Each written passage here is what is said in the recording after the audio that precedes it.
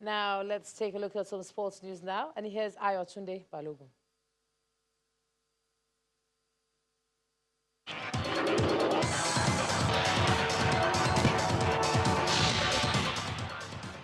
Many thanks, Ijoma. Rivers United's technical manager, Stanley Eguma, is confident his team will pick an away win in Thursday's rescheduled Niger Professional Football League clash against host Eguma International in Aba. Eguma have a fearsome record at home, winning all 3 games played at the Eguma International Stadium this season. But Coach Eguma says they have perfected their tactics for the game.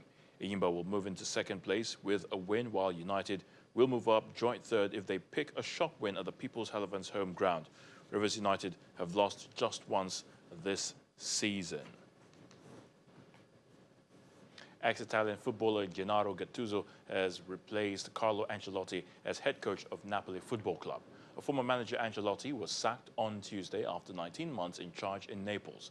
The Italian club side announced the decision to dismiss Ancelotti an hour after he led the club to the knockout stages of the UEFA Champions League with a 4-0 home victory against Genk, ending a 9-match run in all competitions without victory.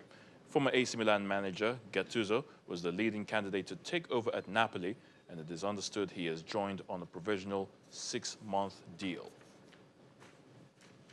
The Southeast Asia Games came to an end earlier today with a rocking closing ceremony in the 20,000-seater purpose-built stadium in Clark, as host nation Philippines ran away winners with 149 gold medals. After a chaotic start beset by organizational gaffes, a presidential apology and online mockery, the games were briefly hit by a deadly typhoon, but organizers worked around the clock to get the schedule back on track. Around 8,750 athletes and officials took part in the biggest ever SEA Games across 10 days of competition involving sportsmen and women from 11 countries in venues across Clark, Manila, and Subic in the country's north.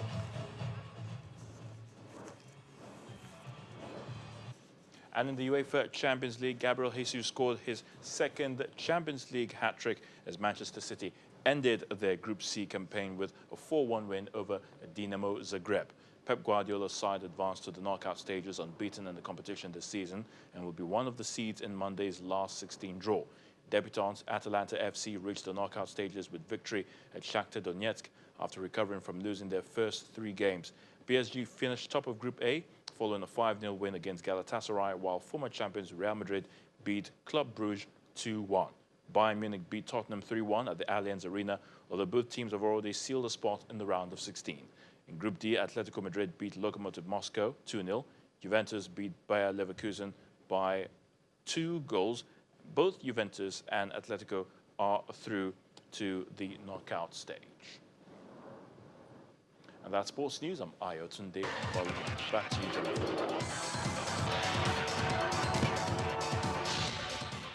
Thanks a lot, Ayotunde. Myanmar's leader has been defending her country against allegations of genocide. Here's Simon Pusey with Around the World in 5. Good evening from the Channel's newsroom here in London. Myanmar's leader Aung San Suu Kyi has been defending her country against allegations of genocide at the UN International Court of Justice. The Nobel Peace Prize laureate is responding to widespread claims that Myanmar committed atrocities against Muslim Rohingya. In her opening remarks, she called the case against Myanmar incomplete and incorrect. She said troubles in Rakhine, where many Rohingya lived, go back centuries. Thousands of Rohingya were killed and more than 700,000 fled to neighbouring Bangladesh during an army crackdown in Buddhist-majority Myanmar in 2017. Myanmar has always insisted it was tackling an extremist threat in Rakhine State, and Ms Suu Kyi maintained that stance, calling the violence an internal armed conflict triggered by attacks on police posts. If war crimes have been committed by members of Myanmar's defense services, they will be prosecuted through our military justice system in accordance with Myanmar's constitution.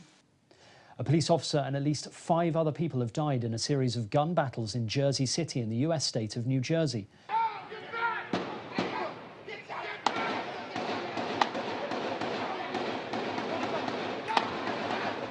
The The gun battle ended in a shootout after two gunmen barricaded themselves in a kosher supermarket. Two other police officers were wounded during the incident. A motive is not yet known, but the mayor said investigators believed the location was targeted. Several local schools and businesses were also put on temporary lockdown. Authorities identified the police officer who died as Joseph Seals, who was part of a statewide program to confiscate illegal weaponry. We now know this did not begin with gunfire between police officers and the perpetrators and then moved to the store. It began with an attack on the civilians in the store. And then our officers, who were posted a block away, immediately responded to the sound of the gunfire heroically, placed themselves in the line of fire attempting to give the information, and both of them received gunshot wounds as a result. New Zealand's White Island volcano is showing increasing seismic activity, putting recovery efforts on hold. Authorities hoped they would be able to retrieve the 8 people presumed dead on the island on Wednesday. So far, 6 people have been confirmed dead in the tragedy. Another 29 are in intensive care with severe burns, and 1 has been moved to Australia. The volcano, also known as Wakari, erupted on Monday when dozens of tourists were on the island. Mass transport strikes across France entered their 7th day on Wednesday as the French Prime Minister will finally announce details of the government's pension reforms. Transport services are once again badly disrupted on Wednesday as workers continue their indefinite strikes over plans to reform the French pension system. There are also calls for 2 further days of mass walkouts and demonstrations. Although most transport workers are on indefinite strike, many other professions, including teachers, have opted for one-day walkouts, of which there have been 2 so far. It's the final day of campaigning here in the UK before the country goes to the polls tomorrow in a general election. As part of the Conservative PR campaign, Prime Minister Boris Johnson tried to persuade voters on the doorstep while delivering milk and orange juice to people in Leeds. Meanwhile, his main rival, Jeremy Corbyn, told a rally in Glasgow that the only way of getting rid of the Conservative government was by voting for Labour. Are we going to stop Brexit? The Liberal Democrat leader, Jo Swinson, has told supporters in Surrey that the last few hours would be vital as people were still making up their minds. Greta Thunberg, the Swedish schoolgirl who inspired a global movement to fight climate change, has been named Time magazine's Person of the Year for 2019. Time released this animated cover to mark the announcement. The 16-year-old is the youngest person to be chosen by the magazine in a tradition that started in 1927. Before the award, she told a UN climate change summit in Madrid that the next decade would define the planet's future and urged world leaders to stop using creative PR to avoid real action. Only setting up distant dates and saying things which give the impression of that action is underway will most likely do more harm than good, because the changes required are still nowhere in sight. And finally, a rare 2-headed cobra has been spotted in India's eastern Midnapore city.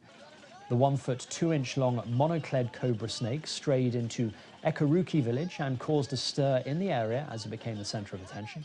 Villagers fed it milk and refused to hand it over to forest officials, as they said they associated it with mythology. Experts believe the 2 heads can be a result of incomplete splitting of embryos or unfavourable environmental factors. And that's your international news around the world in 5.